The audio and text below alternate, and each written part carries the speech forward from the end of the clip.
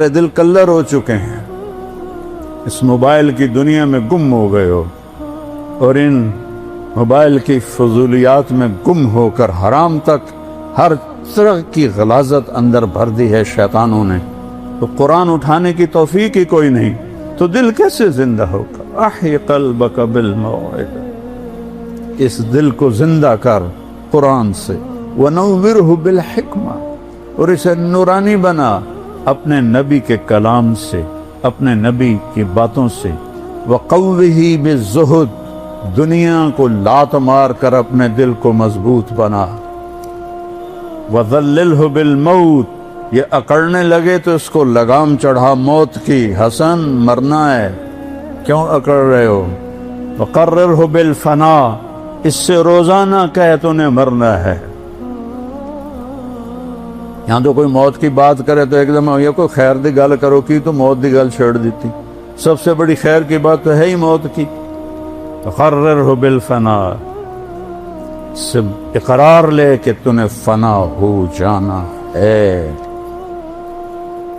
وَأَعْرِضْ عَلَيْهِ أَخْبَارَ الْمَاضِينَ، پچھلے لوگوں کی کہانیاں سنا، سِرْ فِي دِيَارِهِمْ وَانْظُرْ فِي آثَارِهِمْ أَيْنَ حَلُّوا، ان کھنڈروں میں جا جو کبھی آباد، ان ویران حویلیوں میں جا جہاں کبھی ہٹو بچو کے شور تھے، ان بڑے بڑے محلات میں جا جہاں زیب و زینت آرائش کے نمونے تھے، آج وہاں مکڑی کے جالے ہیں اور سرد سنسناتی ہوائیں ہیں اور ٹوٹی دیواریں ہیں اور گرتی ہوئی چھتیں ہیں اور بکھرے ہوئے پتھر ہیں۔ جا دیکھ، پھر ان سے سوال کر، این حلو، کہاں چلے گئے ہو؟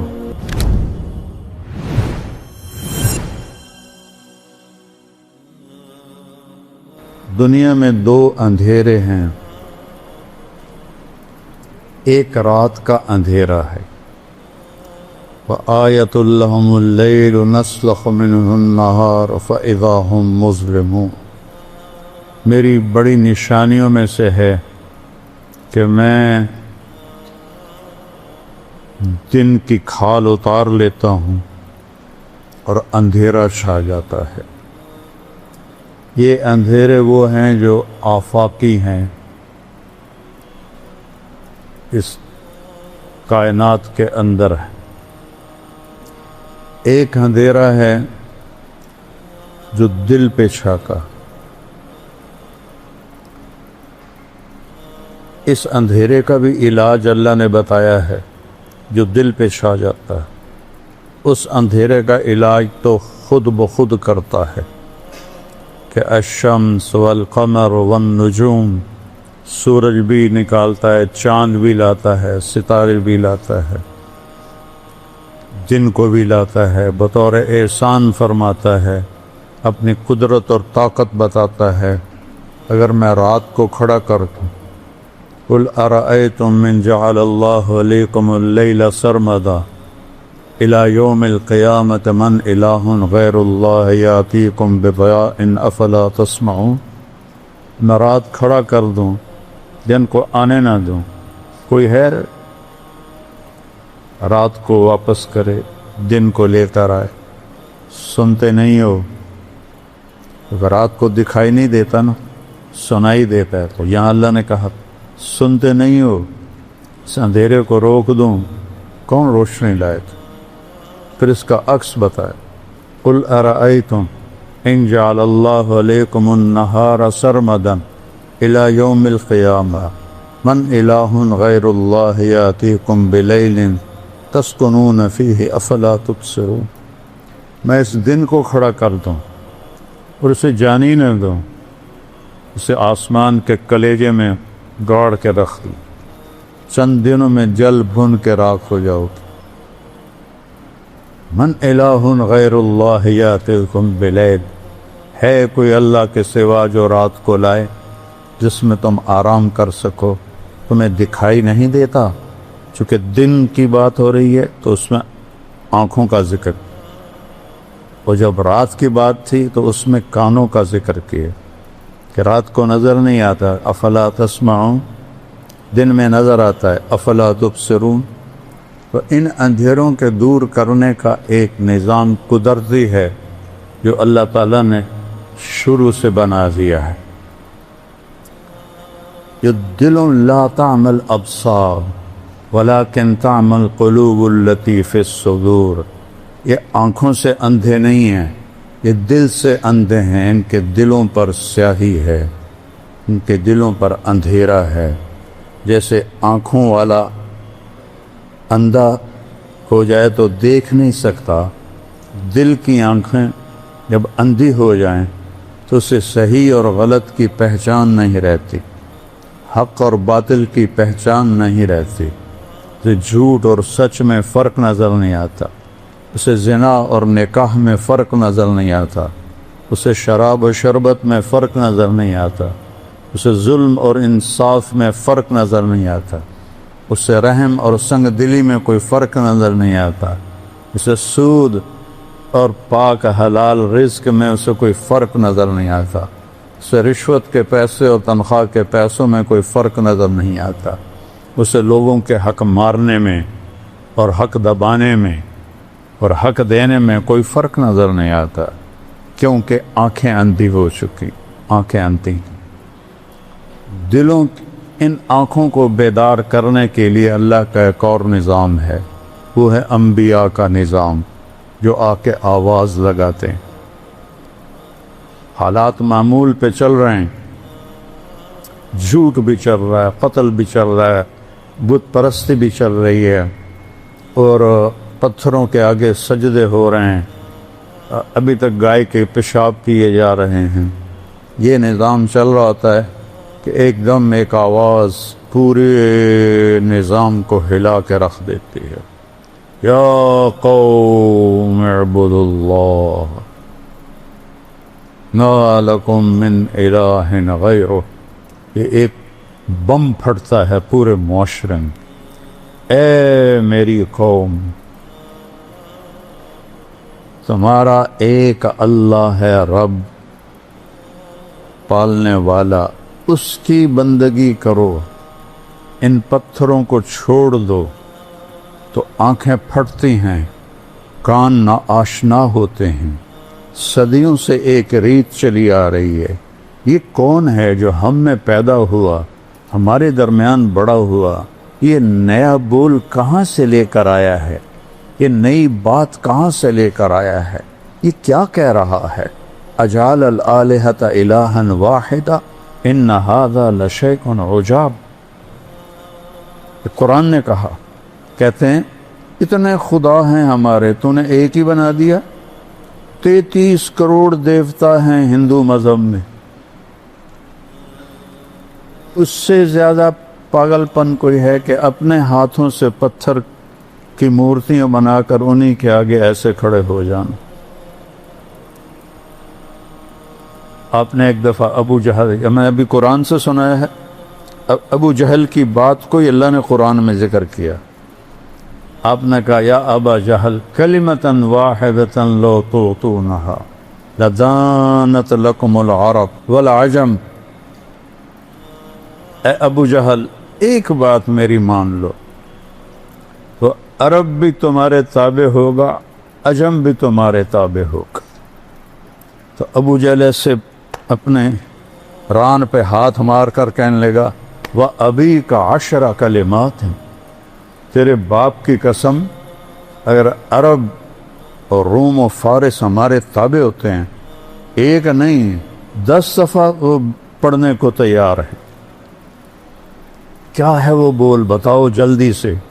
آپ نے فرمایا، قولوا لا الہ الا اللہ، کہہ دو کہ اللہ ایک ہے اور کوئی اس کے ساتھ معبود نہیں، شریک نہیں، وزیر نہیں، مشیر نہیں، کوئی اس کے حفاظتی دستے نہیں، کوئی اس کا زمان و مکان نہیں، وہ بے عیب ہے، شکل و صورت سے بھی پاک ہے، کھانے پینے سے پاک ہے۔ ابو جہل کہنے لگا، اجعلت الآلہۃ الہا واحدا ان ھذا لشیء عجاب، اسی کو اللہ نے قرآن میں ذکر کیا۔ اے محمد تو اتنے ہمارے خدا ہیں، ان کو تو ایک خدا بنا دیتا ہے، یہ کیسے ممکن ہے؟ اس کو اللہ نے قرآن میں ذکر کیا۔ یقولون اجعلت الآلہۃ الہا واحدا ان ھذا لشیء عجاب، یہ تو عجیب بات ہے۔ ان اندھیروں میں ایک نور کی کرن پھوٹتی ہے، ان اندھیروں میں ایک نبوت کا سورج چمکتا ہے، وہ سب کو ان کی راہوں سے ہٹانے کے لیے دعوت دیتا ہے۔ میرے نبی کی مثال سب سے خوبصورت ہے۔ آپ کو جب اللہ نے حکم دیا قم فانذر، کھڑے ہو جاؤ میرے محبوب، یا ایھا المدثر، قرآن میں دو لفظ ہیں، یا ایھا المزمل، یا ایھا المدثر، دونوں کا مطلب ہے چادر لپیٹ کے سویا ہوا۔ رات کو سویا ہوا ہو تو مزمل عربی میں آتا ہے، دن میں سویا ہوا ہو تو مدثر آتا ہے۔ جب تہجد کے لیے اٹھایا تو کہا یا ایھا المزمل، یا چادر میں لپٹے ہوئے رات کے وقت میں اٹھ مجھ سے باتیں کر۔ جب دعوت کے لیے اٹھایا تو آپ دن میں لیٹے ہوئے ہیں تو کہا یا ایھا المدثر، اے چادر میں لپٹے ہوئے قم، کھڑا ہو جا، فانذر، بتا لوگوں کو کہ کیا ہونے والا ہے، وربک فکبر، بتا سب سے بڑا اللہ رب ہے۔ یہ قرآن کی واحد آیت ہے، اس کو ادھر سے ادھر تک پڑھو، وربک فکبر، اس کو الٹا پڑھو تو بھی بنتا ہے وربک فکبر، رائٹ سائڈ سے پڑھو ربک فکبر، لیفٹ سے را سے شروع کرو تو ربک فکبر۔ یہ قرآن میں ایک ہی آیت ہے جو اس میں پیغام کی عظمت کو بتاتی ہے کہ یہ اتنا بڑا پیغام ہے کہ سب سے بڑا رب اللہ ہے۔ اس کی کبریائی کو بیان کر، سب اس کی مخلوق ہیں، اس کے تابع ہیں، وہ زندگی کے لا یملکون لانفسہم ضرا ولا نفعا ولا موتا ولا حیاتا ولا نشورا۔ سبحان اللہ، اللہ نے ایسے قلم پھیرا کہ یہ جو مخلوق ہے، جس شکل میں، بندے کی شکل میں، جن کی شکل میں، بادشاہ کی شکل میں، کسی بڑے بزرگ کی شکل میں، کسی بڑے شہنشاہ کی شکل میں، یہ اپنے طور پر کسی کو نقصان نہیں پہنچا سکتے، نہ یہ نفع پہنچا سکتے ہیں، نہ یہ زندگی کے مالک ہیں، نہ یہ موت کے مالک ہیں، نہ یہ موت سے اٹھانے کی طاقت رکھتے ہیں، وہ صرف اللہ ہے۔ یحیی و یمیت و الیہ النشور، یہ سب تیرے اللہ کا کام ہے، مخلوق کا کام نہیں ہے۔ ان عزتوں کے پیچھے مت دوڑو جس کے آگے جہنم کی آگ ہے، اس پیسے کے پیچھے مت دوڑو جس کے آگے جہنم کی آگ ہے، اس بڑائی کے پیچھے مت دوڑو جس کے آگے ذلت اور رسوائی ہے۔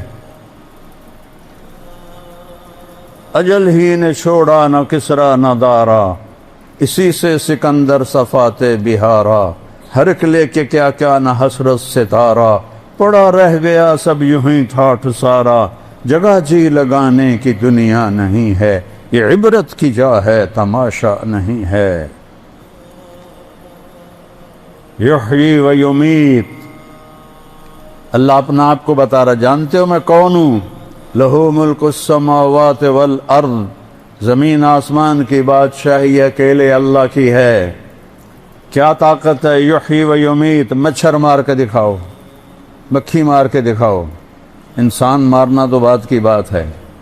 زندگی تیرے اللہ کا امر ہے، موت تیرے اللہ کا امر ہے، نہ اس سے بڑے بچے نہ چھوٹے بچے، صرف ایک ہستی کو اللہ نے اختیار دیا، چھوڑا نہیں۔ یا حبیبی عش ما شئت، میرے محبوب آپ کو اجازت ہے، آپ جتنا زندہ رہنا چاہتے ہیں آپ رہیں،